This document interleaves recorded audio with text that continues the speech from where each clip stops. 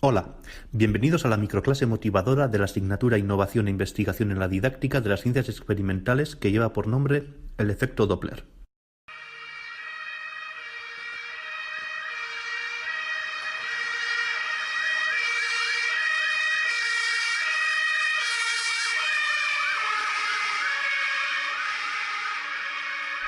¿Cuántas veces nos ha ocurrido yendo por la calle escuchar el sonido de una ambulancia o bomberos acercándose a nosotros? A medida que el vehículo se acerca, el sonido de la sirena se va haciendo cada vez más agudo. Cuando el vehículo pasa a nuestro par, el sonido cambia repentinamente. Y a medida que el vehículo se aleja de nosotros, el sonido de la sirena se va haciendo cada vez más grave. Cada vez que hemos vivido ese momento, hemos experimentado el efecto Doppler. Definiéndolo técnicamente, el efecto Doppler es el fenómeno por el cual la frecuencia de las ondas percibidas por un observador varía cuando el foco emisor o el propio observador se desplazan uno respecto al otro. El nombre le viene por quien lo describió por primera vez, el físico y matemático austríaco Christian Andreas Doppler, quien en 1842 escribió su obra Über das farbige Licht der Doppelsterne, o dicho en castellano, sobre el color de la luz de las estrellas dobles. Doppler, para demostrarlo, utilizó una locomotora colocando a un grupo de músicos en él y les indicó que tocaran todos la misma nota musical, mientras que otro grupo de músicos, en la estación de tren, registraban la nota musical que oían mientras el tren se acercaba y se alejaba de ellos sucesivamente. Una idea un poco engorrosa, pero brillante. Realmente un simple silbato hubiera bastado, pero ya sabemos la debilidad que tienen los austríacos por la música clásica. ¿Por qué ocurre el efecto Doppler? Primero repasemos unos conceptos básicos. La longitud de onda lambda es la distancia medida en metros entre dos crestas consecutivas de una onda, ya sea entre máximos o entre mínimos. El período es el tiempo que tarda un punto de la onda en describir una oscilación completa y se mide en segundos. Y la inversa del período es la frecuencia, que representa el número de oscilaciones por segundo y se mide en hercios. Bien, pues la fórmula que relaciona la frecuencia de una fuente emisora y una receptora es la siguiente. No nos centraremos en el cálculo de cómo se llega a esa igualdad, simplemente la usaremos. Bien, en la fórmula C es la velocidad de las ondas en el medio, por ejemplo, la velocidad del sonido de la sirena de la ambulancia. VR es la velocidad del receptor en relación con el medio, positiva si el receptor se está moviendo hacia el emisor y negativa si se aleja. VS es la velocidad de la fuente con respecto al medio, positiva si la fuente se aleja del receptor y negativa si se acerca.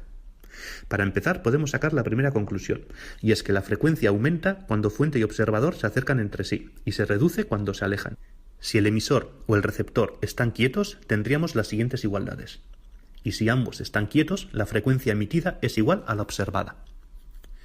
En la fórmula anterior se supone que la fuente está acercándose o alejándose directamente del observador. Si la fuente se acerca al observador con velocidad constante pero en una trayectoria no incidente, como por ejemplo la ambulancia respecto a nosotros que estamos en la acera, tendríamos el siguiente caso. La frecuencia que el observador escucha primero es más alta que la frecuencia emitida desde el objeto. A continuación, se produce una disminución gradual de la frecuencia percibida a medida que la fuente se acerca al observador, coincidiendo la frecuencia percibida con la original cuando la onda llega desde una dirección perpendicular al movimiento relativo. Finalmente, el observador percibirá una continua disminución de la frecuencia a medida que se aleja la fuente. Dependiendo de la velocidad del emisor, nos encontramos con los siguientes casos. Efecto estacionario. El emisor no se mueve y el receptor tampoco. Desde todos los puntos se percibe la misma frecuencia de sonido. Efecto subsónico. El emisor se mueve a velocidades menores al sonido. Vemos que la frecuencia de la onda en la parte delantera de las ondas es mayor a la emitida y en la parte trasera es menor. El caso típico de la ambulancia. Efecto sónico.